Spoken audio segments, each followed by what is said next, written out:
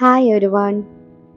കൃപാസനത്തെക്കുറിച്ച് അറിയാത്തവർക്കും അറിയാൻ ആഗ്രഹിക്കുന്നവർക്കും നിരവധി തെറ്റിദ്ധാരണകൾ ഉള്ളവർക്കും വേണ്ടിയിട്ടുള്ളതാണ് ഇന്നത്തെ വീഡിയോ.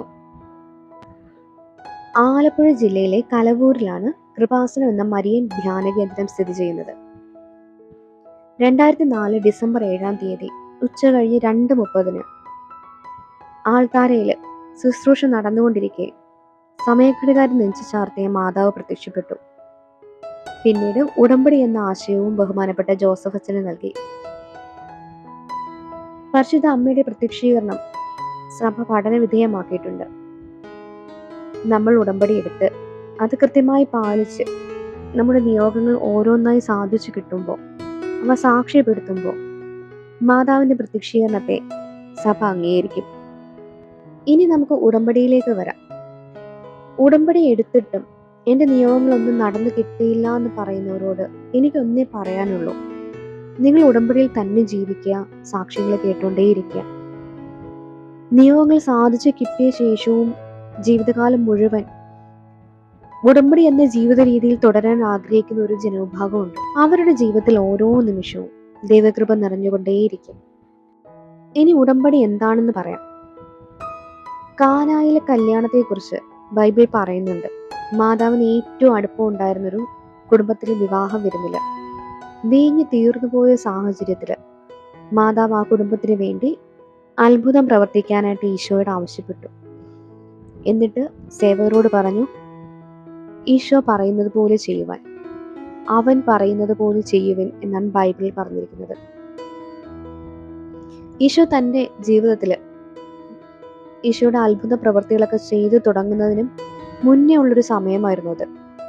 എന്നിട്ടും മാതാവ് ആവശ്യപ്പെട്ടാൽ ഈശോയ്ക്കത് നിരാകരിക്കാൻ കഴിയില്ല.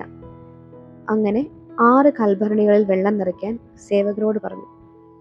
അത് വീഞ്ഞായി മാറി. ആ വിവാഹ വിരുന്ന് നടത്തിയ കുടുംബത്തെ പോലെ നമ്മൾ ഓരോരുത്തരും നമ്മുടെ നിയോഗങ്ങൾ നിറവേറ്റാൻ മാതാവിനോട് അപേക്ഷിക്കുകയാണ് ചെയ്യുന്നത്. മാതാവ് നമ്മളോടും ഈശോ പറയുന്നത് പോലെ ചെയ്യുവാൻ പറയുന്നു.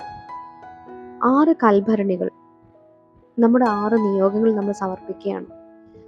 പകരമായി നമ്മുടെ ജീവിതത്തിൽ നിലനിൽക്കുന്ന പാപങ്ങൾ ഒഴിവാക്കി പ്രാർത്ഥനയ്ക്കും സൽപ്രവർത്തികൾക്കും പ്രാധാന്യം നൽകി ജീവിക്കാമെന്ന മാതാവിന്റെ മധ്യസ്ഥതയിൽ ദൈവത്തോട് നമ്മൾ ഉടമ്പടി ചെയ്യുന്നു.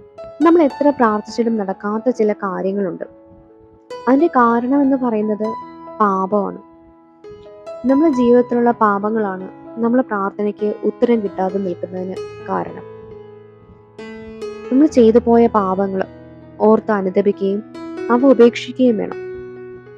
ഇനി ഉടമ്പടി എടുക്കാനായിട്ട് ആഗ്രഹിക്കുന്നവരുണ്ടെങ്കിൽ കൃപാസനത്തിൽ എല്ലാ ദിവസവും രാവിലെ 7:30-ക്കും 11 മണിക്കും 2 മണിക്കും ഉടമ്പടി നൽകുന്നുണ്ട്.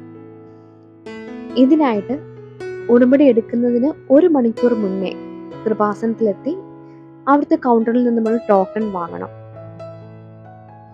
ഉടമ്പടി എന്താണെന്ന് പറഞ്ഞു തരുന്ന ഒരു ഉടമ്പടി ക്ലാസ് ഉണ്ടാകും.